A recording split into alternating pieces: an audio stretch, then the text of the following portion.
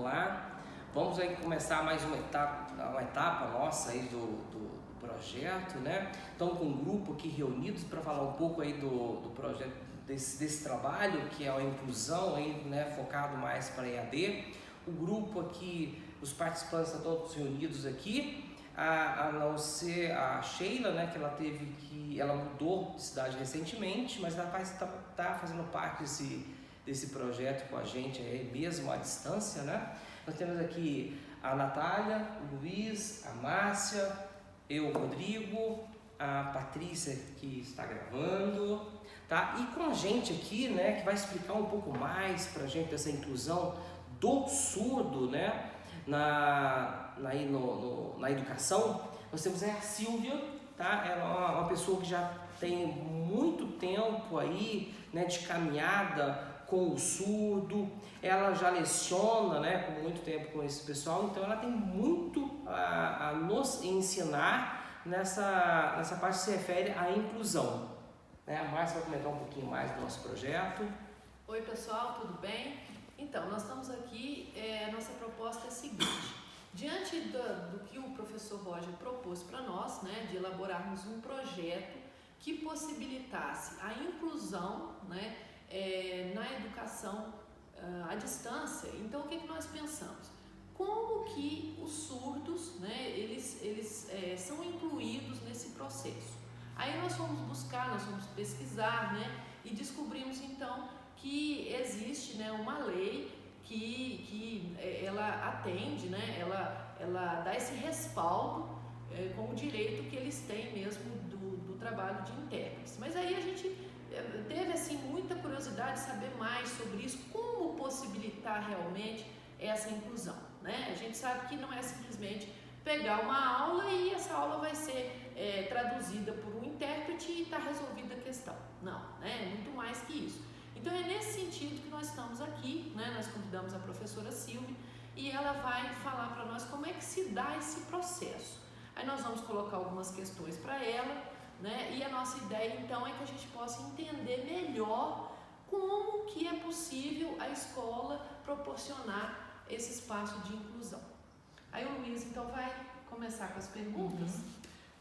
Primeiramente, obrigado, Silvia, por ter vindo nos ajudar nesse trabalho. Eu queria começar o nosso debate perguntando para você como começou a sua história com os surdos, um pouquinho da sua história nessa área, por favor.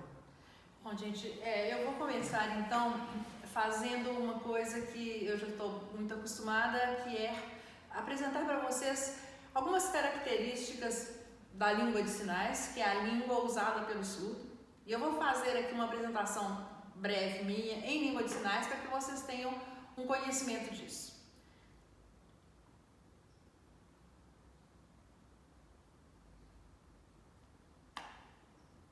Eu fiz aqui, o meu nome é Silvia e o meu sinal é este, que eu fiz aqui, que é vermelho, e bati na minha perna, porque este é o meu sinal.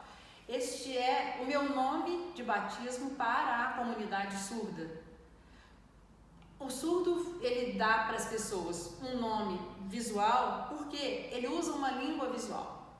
Como ele não ouve, ele precisa do que é característica visual. Ele não vai conseguir gravar os nomes, ele não vai conseguir pronunciar os nomes das pessoas, então ele bate o olho e te batiza com uma característica visual.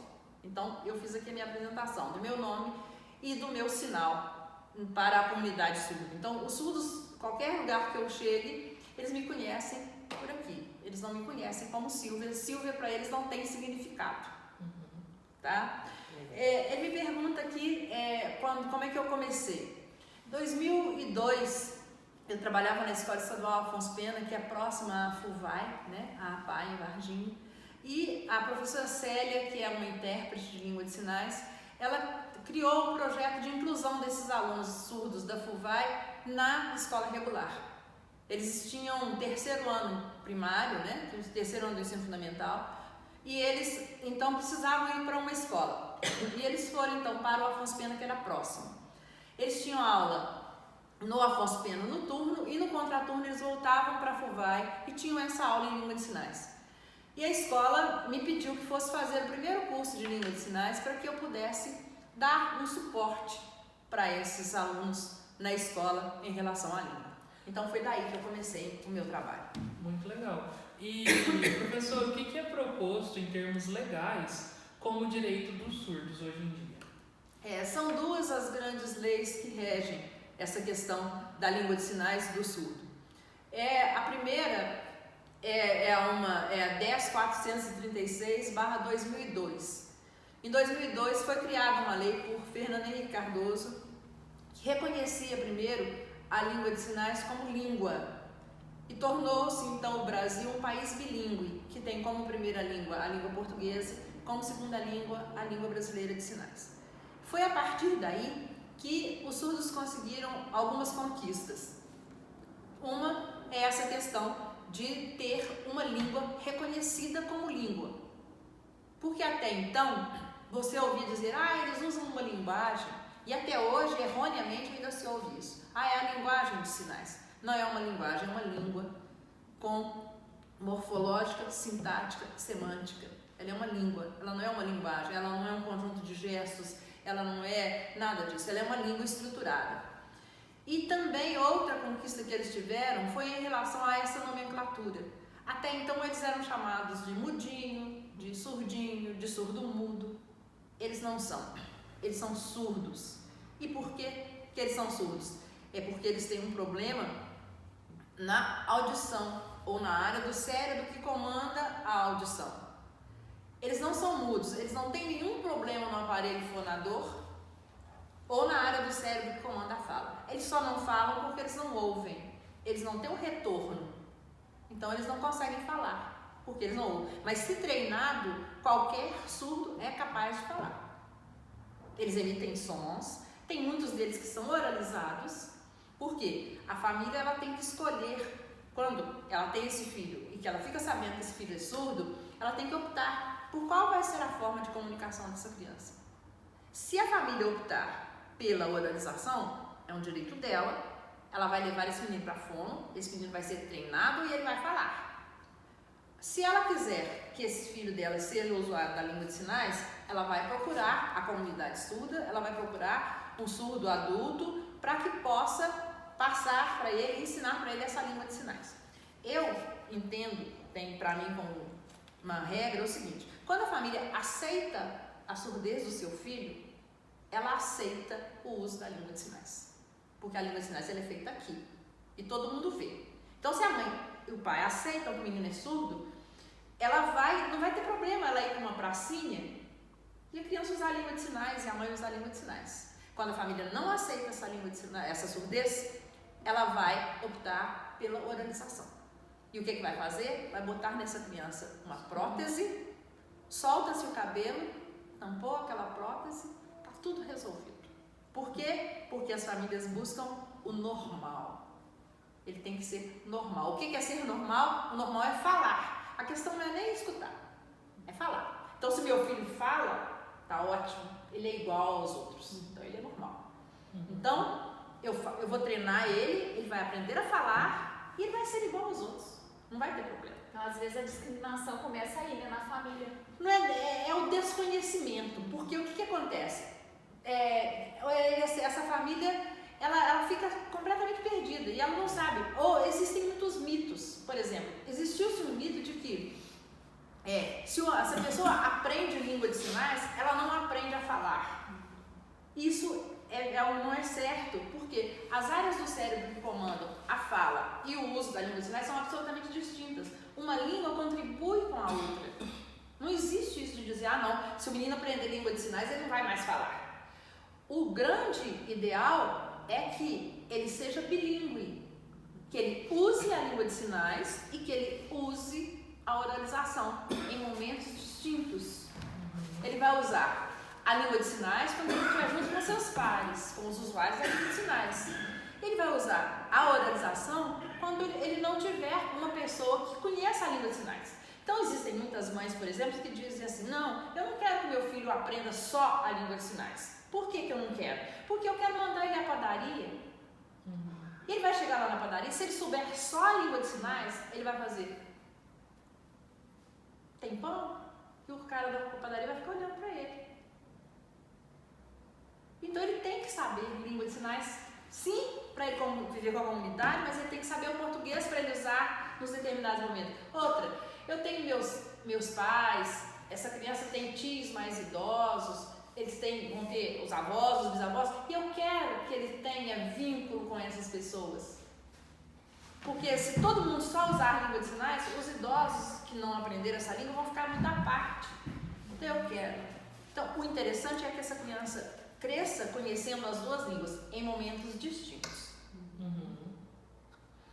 E professora, como tem acontecido esse processo de educação do surdo dentro das escolas atualmente? Para isso, existe a outra lei, né? Que é a 5626/2005. Uhum. Essa foi a grande conquista, né? Do surdo, da educação para o surdo. Foi essa lei que trouxe a obrigatoriedade da língua de sinais ser parte das grades. A lei tinha 10 anos para ser homologada, né, para ser colocada em prática em todas as comunidades, todas as universidades, todas as escolas. Então ela entrou nas licenciaturas das universidades e depois teve que abranger a todos da faculdade, para que todo mundo conheça essa língua, para todos os cursos. E a gente vê a necessidade dessa disciplina para que todo mundo conheça pelo menos a base dessa língua, para que você possa ter o primeiro contato com o surdo e você possa entender um pouquinho do que ele quer dizer para você. Então, o direito que o surdo mais fortemente conseguiu com essa lei, em termos de educação, foi o direito ao intérprete. Quem é um intérprete de língua de sinais? É um ouvinte que é fluente em língua de sinais e que vai traduzir da língua de sinais para a língua oral, da língua oral para a língua de sinais. Este intérprete, ele não é responsável pela formação acadêmica deste surdo. O responsável por este surdo é o professor. Este intérprete vai estar ali para fazer a ponte entre o aluno e o professor e o aluno. Agora, a outra lei, a 10.436, ela criou a obrigatoriedade do intérprete em ambientes públicos, por exemplo, nos hospitais, na área da justiça, mas infelizmente na prática, especialmente em termos de interior, isso não acontece. Os surdos têm muitos problemas em relação a isso. Aí, Silvia, só nesse ponto, uma dúvida aqui, você acha que nesses ambientes públicos, né, você acha que a inclusão acontece através da língua deles, porque eu entendo o seguinte, você tem uma palestra, ele seja um intérprete ali, ele passa para você a informação que está ali, mas ele pode passar até a forma como ele está, se ele estiver cansado, os gestos, como é que ele está naquele momento, influencia na linguagem, na comunicação, não é isso? Sim, é muito complicado, sim, porque para o intérprete, por exemplo, a lei prevê que ele trabalhe numa interpretação aí, vamos dizer, de um evento que tem aí 2, 3 horas de interpretação. É preciso um rodízio, porque ele trabalha. Eu não tenho certeza do tempo, não, mas me parece que são 40 minutos, troca. Eu já vi. Para aqui, porque o desgaste cognitivo é imenso. Porque são duas línguas completamente distintas, gente. Tem que ficar muito claro uma coisa. A língua oral, né, o português, no caso do Brasil, que é uma língua oral, é uma língua de modalidade oral-auditiva. Eu falo, vocês ouvem. A língua de sinais é uma língua de modalidade visual-espacial. Eu faço língua de sinais também, aqui. Né? É diferente, né? A estrutura é completamente outra. Então você tem que fazer essa codificação e decodificação a todo momento. Constante, né? porque senão você corre o risco de fazer o que a gente chama de português sinalizado. O que é o português sinalizado? A pessoa está falando em português e eu fazendo palavra, sinal, palavra, sinal, palavra, sinal. e eu posso distorcer Sim. o que o outro está dizendo. Então você pode pegar, por exemplo, eu vou dar um exemplo clássico de uma frase que a gente usa muito nas aulas, né? Eu sou professora de língua de sinais, já trabalhei como professora de língua de sinais aqui no Unis, já trabalhei como professora de língua de sinais na Unifal, então eu tenho bastante experiência nessa questão. Então, uma frase clássica, um palestrante está lá falando e ele usa assim, por exemplo, sexo só depois do casamento. Essa é a frase que o palestrante colocou. E o intérprete que está fazendo português sinalizado, ele faz sexo só depois casa. O que ele sinalizou? Exatamente o inverso do que a frase queria dizer. Sim. A frase queria dizer sexo só depois do casamento. Aí ele fez sexo só depois casa. Qual que é a estrutura dessa língua? É literal, né? Entendi. Pois é. E ela é literal. E o que acontece? Como as línguas são, como o Rodrigo colocou aqui, elas são de estruturas distintas, e amarrando com o que eu disse ali atrás, que ela é uma língua de modalidade visual, você traz, basicamente, tá? Eu não vou me aprofundar aqui, mas basicamente você traz para o início da frase o mais importante e vem com o resto. Então, nessa frase, sexo só depois do casamento, você vai fazer casar primeiramente, sexo depois. Olha só. Então, aí é que a gente vê essa questão da estrutura. E aí a gente amarra no que o Rodrigo pergunta do desgaste cognitivo. Por quê? Eu vou ouvir uma coisa e sinalizar outra. Essa é uma outra questão. É praticamente impossível você sinalizar e falar ao mesmo tempo, porque você sinaliza uma coisa e fala outra. Então, o intérprete, existem, sim, tipos surdos e mais surdos. Tem surdos, por exemplo, que são oralizados, aí você precisa falar e sinalizar para ele. Agora, elas são línguas muito distintas. Então, você não consegue falar e sinalizar, porque se você fala e sinaliza, você acaba falando o nome do sinal que você está fazendo, e não... Então, a gente tem, por exemplo, uma pessoa, vocês podem observar quando vocês virem uma pessoa sinalizando, quando começa a fala do ouvinte, o intérprete, ele se mantém em silêncio e concentração por 8 segundos, que é o que a gente chama de lag time. 8 segundos. Por quê? Eu preciso ver a linha do que você vai falar. Você fala, eu pego e começo a traduzir.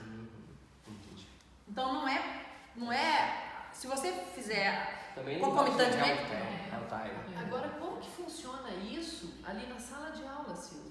Pois é. Né? O intérprete tendo que traduzir aulas de conteúdos tão diferentes. Exatamente. E tem conteúdos que prepara conteúdos bem específicos que talvez o intérprete desconhece. Sim.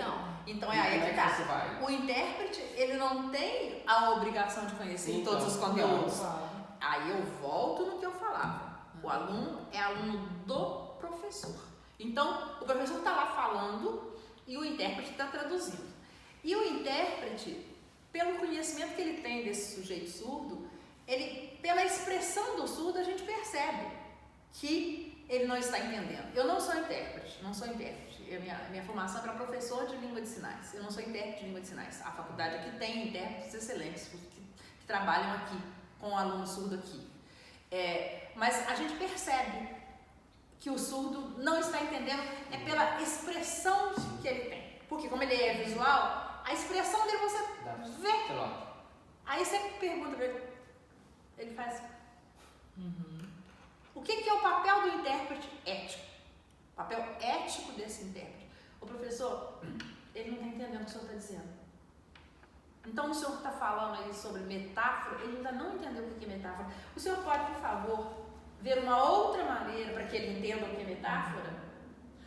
Eu fui professor numa escola aqui de Varginha e eu tinha 2 alunos surdos e várias vezes o intérprete me parava e pedia para eu tentar mudar a minha explicação de uma forma que ele conseguisse chegar ao aluno. E às vezes eu precisava de mais exemplos, precisava de mais um tempo. Mas eu conseguia chegar porque a gente consegue contornar o jeito que a gente fala, né? Que entra muito nas figuras de linguagem, a gente está sempre usando. Usar metáfora, que nem a senhora acabou de mencionar, o pleonasmo, coisas assim. Esse tipo de coisa o surdo não consegue captar? Não, ele não consegue acompanhar da maneira que o ouvinte, da mesma maneira em que o ouvinte capta. Ele não consegue. Por quê? O universo de sinais, ele é inferior ao universo de palavras da língua portuguesa. A língua portuguesa é uma língua muito difícil. Muito difícil. Então, quer dizer, você tem figuras de linguagem ali que, por exemplo, elas usam de rima, vamos dizer. Sim. Para o surdo, rima não tem significado nenhum. Nenhum. Então, não adianta. A gente brinca muito. Quando o surdo já está mais evoluído, quando ele é fluente mesmo na língua, a gente brinca com eles, com metáfora, na brincadeira. Mas pelo tom que você sinaliza, pelo jeito que você está, ele percebe que você está brincando. Sim. Mas quando a coisa está acontecendo, ele não consegue. Ele não consegue perceber porque ele não tem esse conhecimento de mundo, gente. É um conhecimento de mundo muito recente. Né? Em uma das aulas que eu dei, eu pedi para fazer uma redação sobre a vida deles, da sala como um todo, e os dois escreveram. E eu tive uma dificuldade em ler o texto, porque eles não escrevem da mesma forma que a gente. Na estrutura. A estrutura é totalmente diferente. Eles parece que são tópicos. São Assim. Mas ele escreveu? Ele Escreve. escreveu. Só Verbos no? sempre no infinitivo, os verbos sempre no infinitivo. Verbos no infinitivo. E faltando conexões. Não tem conectivo nenhum. E é mais uma coisa que eu quero que fique muito clara. O português, para o surdo, é segunda língua. A língua de sinais é primeira língua. Ele tem direito a essa primeira língua, que é o papel que o intérprete vem aqui para traduzir para ele. Português, para ele, é segunda língua. Ele tem que ser avaliado como segunda língua. Ele nunca vai conseguir escrever como nós. Nunca. Mas dá para entender. Dá para entender. Dá Só pra... que E é existe muito interessante você pegar um escrito dele e você vai olhando o que ele escreveu e você vai decodificando aquilo que ele quer dizer. É muito legal. É muito Como interessante. palavras soltas, Eles vão pondo pequenos tópicos assim que vão se ligando, mas eles não usam. Para nós falta, né? Não tem verbo de ligação, né? Não tem nenhum conectivo, não tem verbo de ligação, não tem nada. Eu queria fazer uma venda aqui, é o seguinte, essa conversa também, que se fosse uma capacitação para todos os professores, essa uma correção de uma forma assim seria totalmente diferente. Talvez o professor ele é tão frio nessa correção porque ele não tem conhecimento do que acontece realmente aqui. Exatamente. Isso aqui, eu estou numa escola, né, que realmente tem um centro lá, e nós temos, assim, muito contato com esse pessoal. Só que tudo que a Silvia está partilhando para a gente aqui, eu estou aprendendo demais, porque nós não temos tempo para conversar sobre isso. E isso eu estou achando muito importante, porque agora você tem um outro olhar para esse aluno, um pensamento diferente. Eu acho muito rico isso. Por isso a importância de ter a disciplina nos cursos, né, Silvia? Porque tudo isso é trabalho. E a proposta é que essa disciplina ela fique na grade desde o ensino fundamental. Por quê? Para que os meninos... eu estive em Belo Horizonte agora, foi no dia 5 de julho agora. Eu estive num seminário lá na UFMG, que era uma parceria do CAS Belo Horizonte com a UFMG, falava sobre escola bilíngue para surdos. E foram lá professores dar o seu depoimento. Uma professora, ela é bilíngue, ela é ouvinte e é bilíngue, né? Ela é fluente em português e é fluente em língua de sinais, de terceiro ano do ensino fundamental 1, e ela tem uma sala com 20 alunos, porque a sala em que existe um aluno surdo, ela tem direito a um número reduzido, né? Ela tem uma sala com 20 alunos, dentre eles um surdo. E ela dá aula todinha em língua de sinais. Por quê? Ela dá aula em português e ela volta em língua de sinais. Todos os colegas sabem língua de sinais. Legal. Todos os colegas sabem língua de sinais. Então o menino é absolutamente... Na verdade, todos os professores teriam que saber. Eu acho. Todos. Teriam que dominar. Né? Então, assim, é muito importante. Estamos E é longe muito disso. importante. Agora tem um outro ponto que eu queria comentar também, essa parte que o Luiz tocou no assunto, Eu também tenho, como na escola lá, né, tem muito aluno, né, surdos, eu tive já intérpretes que realmente no êxito uma vez na noite, eles me paravam, ela não entendeu, realmente tem como a gente voltar, ela fazia, mas também tive intérprete também, eu não sei também qual é, porque eu perguntei do grau de entendimento, porque a minha área é exatas, então às vezes tem alguns conteúdos que são um pouco mais complicados, no dia a dia, sabe, foge um pouquinho, e tem intérprete que passou pra gente, tipo assim, nunca me parou, tipo assim, olha, não entendeu, agora realmente, será que ele está entendendo isso vai passar para coisa? Pois pode acontecer do intérprete não estar entendendo, e porque o que é mais triste, o que eu acho mais triste é a gente pensar que não é só uma característica do surdo, como é uma grande característica da educação no país, muitos alunos estarem lá sem ter a base da base, que é aquilo que nós já conversamos a vida inteira, né, Rodrigo? Realmente. Nós já conversamos em outras oportunidades. O aluno, ele não sabe, vamos dizer, ele não faz as 4 operações. Ele não classifica, ele não seria, ele não conserva. Justamente. Ele não faz nada disso. E isso, para o surdo, às vezes, se o aluno vem lá da casa dele, que é o que a gente conversava, é muito raro o surdo que é filho de pais surdos. Por quê? A grande maioria das pessoas que são surdas, elas têm a surdez, seja por rubéola da mãe na gravidez, ou até mesmo o contato dessa mulher grávida com o vírus da rubéola. Ela pode até não manifestar a rubéola, mas ela fica com o vírus, esse vírus passa para a criança e a criança nasce surda. O ensurdecimento da criança prematura, porque ela vai para a estufa e chega lá na estufa, esse barulhinho mínimo aqui que a gente está ouvindo das lâmpadas, para o ouvido de uma criança prematura, o que você quer dizer com prematura? Nasceu antes e nada nela está pronto. Então, esse barulhinho para ela é um estrondo. E isso ensurdece. Ela pode ter rupturas de vasos no cérebro que afetem a área da audição. Então, crianças prematuras têm uma grande chance de surdez. Aí depois, a gente pensa na gravidez, na surdez pós-natal, que seria a meningite ensurdece, né? As doenças infecto-contagiosas ensurdecem. As dores de ouvido, as infecções de ouvido de repetição ensurdecem, porque o ouvido é um órgão muito sensível. A infecção passa do ouvido para a meninge, desencadeia uma meningite. Então, assim, então isso que eu quero dizer, são muito poucos os surdos que são filhos de pais surdos de ordem genética. A surdez de ordem genética é muito rara. Então, o que acontece? Os surdos são filhos, muitas vezes, de pais ouvintes. E aí eles não têm contato com essa língua. E é aquilo que a gente conversava. Tudo é ensinado de maneira oral, né? Vocês que são pais, que estão acostumados com seus filhos, na medida em que vocês vão andando pela rua, por exemplo, você vai apresentando para a criança, nossa, olha lá o passarinho, olha que bonitinho aquele passarinho lá, ele chama pica-pau, sabe por quê? O surdo não tem acesso a nada disso. Ele vive uma vida à margem.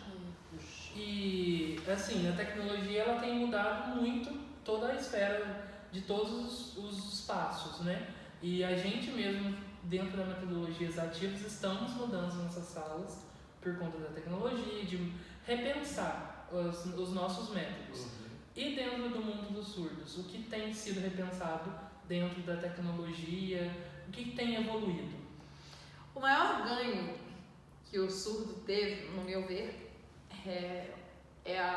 o celular com vibracal e com mensagem. Por quê? Até vir o celular, os surdos usavam o TDD, que é um telefone que tem um teclado. Aqui em Varginha existem alguns, lá no Hospital Bom Pastor, aqui na rodoviária tinha, agora eles ficaram obsoletos, só devem estar sendo tirados. Mas ele é um telefone, um orelhão, que tem um teclado. Aí o surdo chama numa central e aí de lá a pessoa digita e aqui ele vai digitando o que ele quer. Então, vamos pensar. Eu digito aqui, vai para uma central lá, a pessoa que está lá, é o ouvinte, ela lê a minha mensagem e ela vai ligar para um número e vai repassar essa minha mensagem lá para outra coisa, lá para outro lado. Pensa em privacidade. Sim, Zero. Né? E a possibilidade de ter, até você achar um TDD para você ligar, Então, quando veio o celular, para eles foi a grande glória. Agora, então, né, com toda essa evolução, né, porque o surdo é visual. Hoje, tudo deles é com FaceTime, com webconferências em língua de sinais. Isso eles chamam no vídeo e as conversas vão ali. Agora, eu lembro que quando a gente viajava, eu viajava muito com os surdos, dando curso, e eu me lembro que o grande problema, quando a gente chegava no hotel, por exemplo, era, a gente combinava, né? Então, ó, amanhã, 10:07, a gente desce para tomar o café, pra gente pegar o carro da superintendência e ir para lá, para o lugar do curso. E aí eu ia pro meu quarto, eles iam pro quarto deles. Mas, e como é que acorda isso? E como é que eles acordam? E aí? Então, veio o celular, o que acontece? Para que tem? Qual foi a principal função do celular? O vibracal. Porque ele coloca o celular embaixo do ouvido, desperta e ele acorda. Eu me lembro no primeiro curso que teve aqui em Varginha de Língua de Sinais, o surdo ficou hospedado num hotel ali na Rui Barbosa. E nós, uma tarde, acabou o curso, foi todo mundo para casa, e nós resolvemos ir lá, chamá-lo para ir para... Combinamos com ele que a gente iria sair para comer alguma coisa. Chegamos lá, ele não tinha descido para o hall do hotel. Então, fica, né? Nós lá embaixo e ele lá em cima, porque ninguém sabia o que estava acontecendo lá em cima e ele não sabia o que estava acontecendo lá embaixo. Ok. Aí falamos com o moço, não, então deixa a gente lá ver, né? Você pode esmurrar a porta, você pode derrubar o quarto, porque ele não vai saber. O que nós vamos fazer, gente? Nós precisamos de professor Marcos, nós já estamos aqui. Não desce, não aparece, o que nós vamos fazer? A ideia é pegamos uma folha de sulfite, passava por debaixo da porta, imediatamente ele veio de lá. Porque ele é visual. Qualquer coisa Fica atento. que faça movimento, ele chama. Então, por exemplo, qualquer movimento que você faça, porque é o que você conversava aí, eles são muito sensíveis, porque quando me faltam um sentido, os outros são muito aguçados. Então, eles são muito sensíveis ao toque também, incomoda eles. Então, o que a gente faz? Lá a gente já senta uns ouvintes aqui, na minha frente estão os 3 surdos ali. E tem outro lado da mesa lá, a coordenadora está lá. Aí ela vira assim para mim: ô Silvia, chama a Sueli aí para mim. A Sueli está aqui. E eu fico aqui, porque o que você faz para chamá-la é isso aqui. Aí eu aponto lá, aí ela vira para lá. Sim. Então você tem que ir criando estratégias para... Então essa questão, quando você diz da tecnologia, eles são absolutamente fantásticos na tecnologia. Que bom. Eles são fantásticos. Lá no CAS, que eu trabalho no CAS, que é o Centro de Apoio às Pessoas com Surdez, o resumo da sigla, é um centro que capacita profissionais da educação, capacita a comunidade em geral para conhecer esta língua. Ele tem um outro papel também, que é de atender aos surdos que vão para a escola e que no contraturnos vão lá para aprender língua de sinais, crianças surdas que vão lá para ter contato com os nossos surdos, que são 3, eles vão lá para ter contato com esses surdos e aprender essa língua.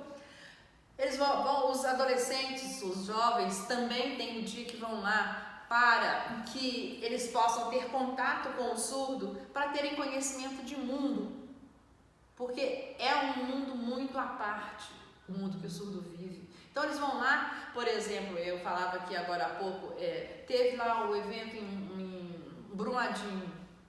O que acontece? Eles veem as coisas pela televisão, eles assistem televisão, mas eles não entendem nada. Entendem. Aí as pessoas falam, mas tem que ter legenda. Ajuda? Ajuda. Mas e quando o surdo é analfabeto? Que é uma grande realidade. Uma missa, né? A maioria. Não é a maioria hoje, não. Os mais velhos, sim. Hoje, não. Agora, só que tem o seguinte. Ótimo. Eles leem uma frase. A frase tem lá 10 palavras. Então, vou pegar aqui, por exemplo. Aqui, ó. O que é proposto em termos legais como direito dos surdos? Você apresenta essa frase para ele. A palavra proposto, ele não vai saber o que significa. Legais, ele não vai saber o que significa. Direito, ele pode entender como direito aqui. Né? Literal. O lado direito. E aí, o que ele vai entender dessa frase? O que é proposto em termos legais como direito dos surdos? Nada. Então, é a grande questão da oralização. Eles perdem muita coisa. E aí, Silvia, que a gente fica pensando, como que a gente vai fazer inclusão na educação à distância, por exemplo? Porque eu imagino assim, eu não conheço pesquisa, nenhum dado, mas eu imagino que eles tenham pouco acesso à educação superior, né? Então, aqui em termos de interior, né? Belo Horizonte, por exemplo, em termos de Minas Gerais, Belo Horizonte tem muitos surdos já com mestrado, com doutorado, já tem muito. Mas é uma realidade ainda muito restrita, né? Então, e a gente pensando assim, a educação à distância como uma possibilidade de atingir um maior número de pessoas, como é que nós vamos pensar a inclusão para eles? Ela fica muito difícil. Porque, por exemplo, eu quando trabalhei aqui no Mundos com educação à distância, né, no geral, as minhas aulas eram todas gravadas. Mas eu atingi os alunos ouvintes. Por quê? O aluno surdo, então ele está lá na casa dele e está lá assistindo. Primeiro que as aulas têm que ser todas ou com a telinha, com o intérprete, ou com legenda, né? Agora ele está lá na casa dele e ele não entende uma determinada coisa e ele não tem para quem perguntar. O que ele vai fazer? Ele vai buscar um ouvinte, um intérprete físico para interagir. Então, lá no CAS também a gente tem isso. O Herbert, que é aluno aqui que está terminando aqui, né? Ele vai muitas vezes lá. Mas e onde não tem? Cidades assim, pequenas, eles não têm nada disso. Eles vão ficar à margem, sim. Vão, porque eles não têm. Eles precisam dessa ponte. Por isso eles nem chegam. Não chegam. Existem exceções, sim. Nós temos um surdo que trabalha conosco lá no CAS, que está, como eu, fazendo o curso de letras libras, com ênfase no português, né? Português Libras. Ele é um curso que ele é à distância, que ele tem os intérpretes nas aulas, né, nas videoaulas, mas, por exemplo, chega lá na hora da prova, ele foi fazer a mesma prova que eu. E uma disciplina desse módulo foi português. E o português vai ser disciplina de todos os módulos, são 4 anos e meio de curso. Vai ser a disciplina de todos os módulos, porque o curso é letras, português, libras. Então o português vai ser a base. Ele vai ter muita dificuldade. Porque o polo aqui, em Varginha, ninguém sabe nem o que é língua de sinais. Então ele vai lá e ele está fazendo a mesma prova que eu. Filosofia, sociologia, tudo. Pois é, mas isso é inclusão, Silvia? Não, isso não é inclusão. Eu não vejo isso como inclusão. Eu falo que eu vejo como inclusão, que a inclusão acontece quando é beneficiado quem inclui e quem é incluído. Se uma das partes não está sendo beneficiada, não há inclusão. Então, Silvia, mas você acha que uma solução, por exemplo, para o EAD, colocar um horário que o professor, junto com o intérprete, atenda esse aluno por videoconferência, você acha que funciona isso? Sim, funciona. Porque isso, aí o que quer dizer? O surdo vai poder, nesse momento, manifestar, isso eu não entendi. Mas aí o professor vai buscar uma forma de fazer com que ele entenda. Mas aí, no caso, ele precisa ter, por exemplo, uma boa internet. Exatamente. Câmera, ele tem que ter a estrutura na casa dele, né? Se ele não tiver... Não. Agora, eles, por exemplo, o Jonatas, que é esse surdo lá que nós temos, os nossos vídeos, ele faz. Os nossos eventos todos lá na escola, Sim, ele que sinaliza. Sinaliza você. verdade. O Jonatas é uma exceção, ele é um cara extremamente inteligente. Ele ensurdeceu aos 3 com meningite, então ele tem uma estrutura do português, porque uma língua serve de base para outra. Agora, a tecnologia para eles é porque imagem, né, gente? Eles vão para a internet, eles descobrem tudo. Eles usam muito isso. E professor, para a gente fechar essa conversa, o que vem por aí pra gente no mundo dos surdos? O que a gente pode esperar que agregue a educação, que a educação agregue no mundo deles? Porque você está falando que a inclusão ainda é muito pequena. E o que a gente achava que era muito incluso, de ter um intérprete e tal, às vezes não está chegando tão perfeitamente no surdo. O que a gente pode esperar? A gente espera que as escolas elas sejam abertas e se adequem a receber esse sujeito que ele é inteligente e que ele, quanto mais gente conhecer essa língua, melhor para ele. Então, o sonho do surdo é que muito mais gente conheça essa língua. Por outro lado, é triste a realidade pelo seguinte: nós lá no CAS, as turmas maiores são as turmas da comunidade, que são pais de surdos, são pessoas que têm curiosidade em conhecer a língua, são pessoas que vão às igrejas e que querem ser intérpretes nas igrejas, que vão buscar. Os cursos que são voltados para o professor, é muito pequeno o público. Nossa. É muito pequeno. Então, fica muito difícil, porque as pessoas ainda não despertaram para isso. A luta deles é uma luta muito forte, é muito antiga, porque eles têm que brigar muito para viver nesse mundo. Você vê, a legislação é muito nova, né? Muito nova, muito nova. A língua de sinais do Brasil ela é muito nova, né? Você vê, ela foi reconhecida como língua em 72.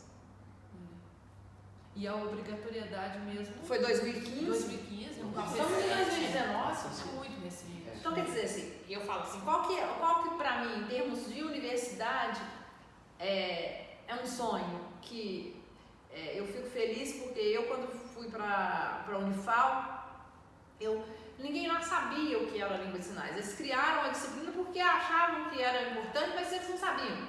A primeira turma que eu peguei para a optativa de língua de sinais, eu tinha lá 150 alunos, estava no auditório. Eu falei assim, não tem a mínima possibilidade, vamos dividir. Aí dividimos, eu trabalhava com turmas de 50 alunos lá.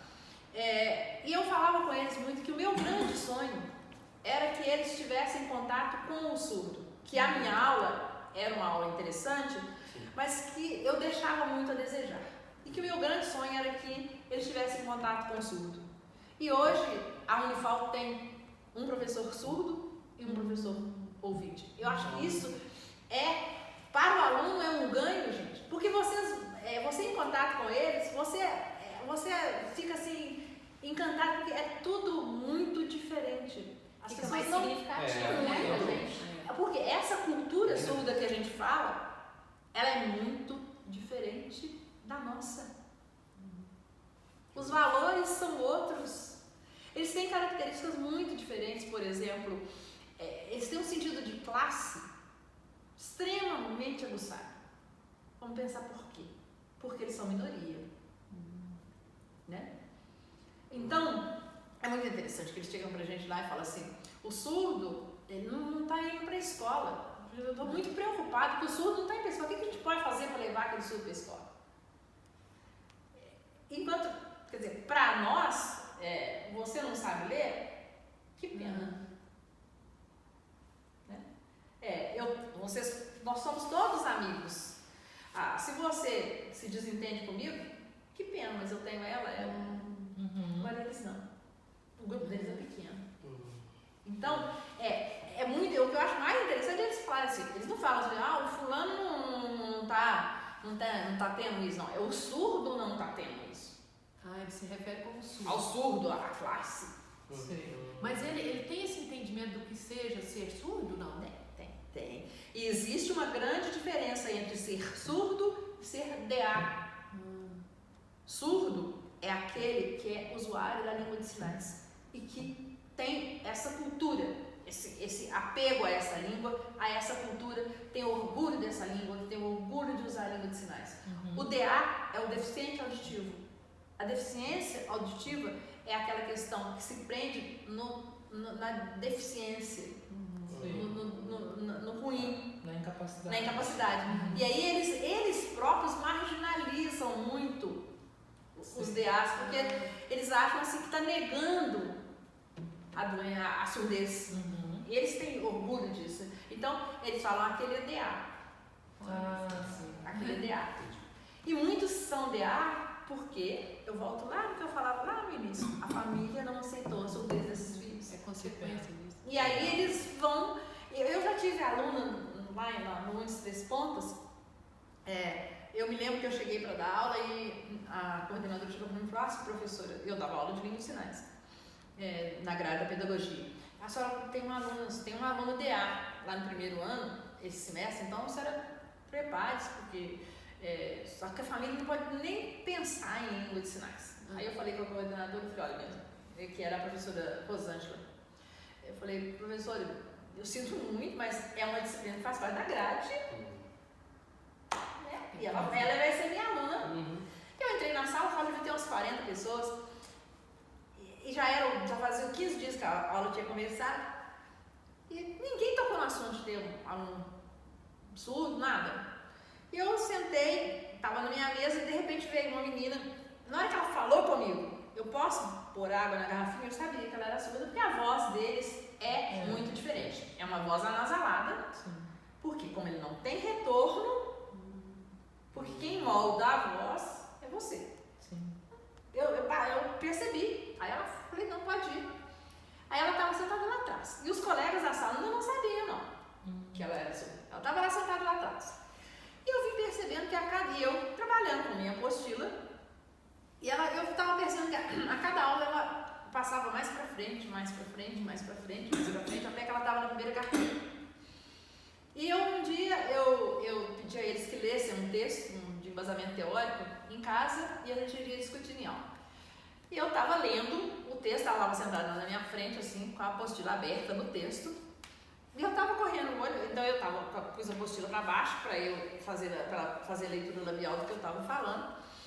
E eu estava correndo o olho e percebendo que ela pegava o grifa-texto, grifava algumas frases e mudava a página para as páginas que tinham as imagens dos sinais, que eu trabalhava com categorias de sinais, por exemplo. Então, material escolar, porque como era 30 horas só, era muito pouco, eu trabalhava com material escolar, alimento, fruta, e eu olhava que ela corria para lá e voltava. Tá bom. Aí no fim da aula, ela chegou para mim e falou, seu professora, eu fui lá na PAI e eu conheci um surdo lá e eu estou fazendo aula de língua de sinais lá, eu estou aprendendo língua de sinais. No final do semestre, ela sabia muito mais língua de sinais do que eu. E eu falo que essa mãe deve ter vontade de me matar.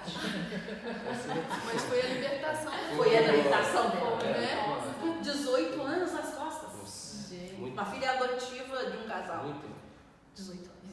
Então, você ouve, eu tenho um surdo, nós temos um surdo lá na escola, lá no CAS também, que tem 65 anos, o João.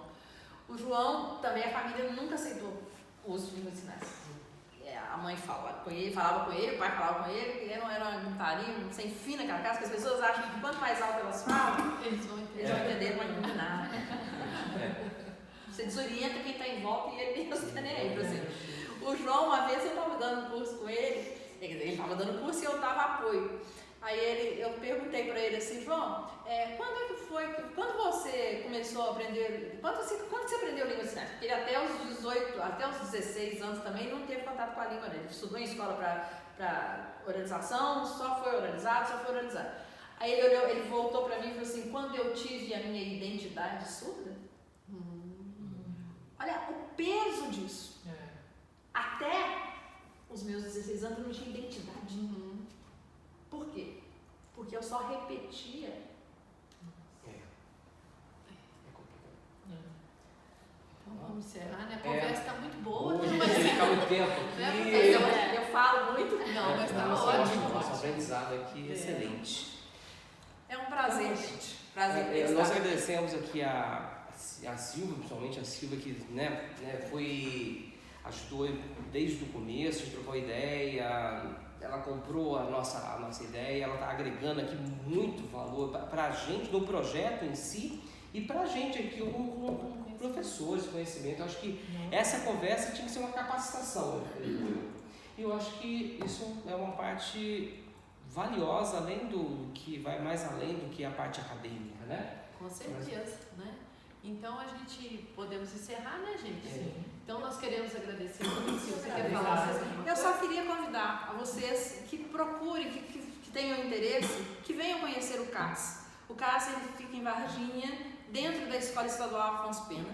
Cheguem lá e perguntam, onde é que é o CAS? Eu queria conhecer. O CAS oferece o curso básico de língua de sinais para pessoas da comunidade. Ele é um curso de 120 horas. A gente tem tido turmas à noite.